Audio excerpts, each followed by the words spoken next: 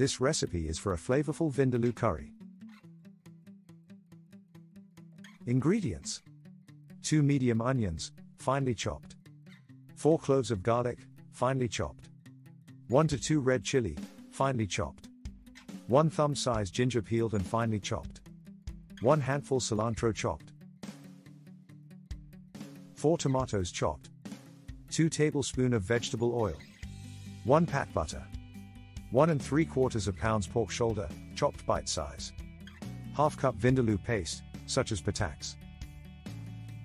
Salt and pepper. 1/3 cup of balsamic vinegar. 1 tablespoon honey. 1 cup of plain yogurt. 1 lemon. Set a large casserole pan on medium to high heat and add a couple of lugs of peanut oil and the butter. Add the onions, garlic, chili, ginger, and cilantro stalks and cook for 10 minutes, until softened and golden. Add the pork and the curry paste. Stir well to coat everything with the paste and season with salt and pepper. Add the tomatoes, balsamic vinegar, honey, and about 1 2/3 cups of water, enough to cover everything and stir.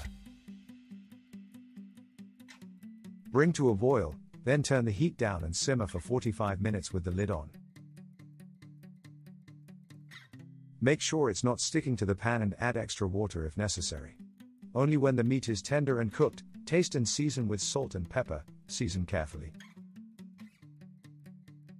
Serve Vindaloo curry with rice or naan bread, with a few spoonfuls of natural yogurt dolloped on top. Sprinkle over the cilantro leaves and serve with some lemon wedges to squeeze over.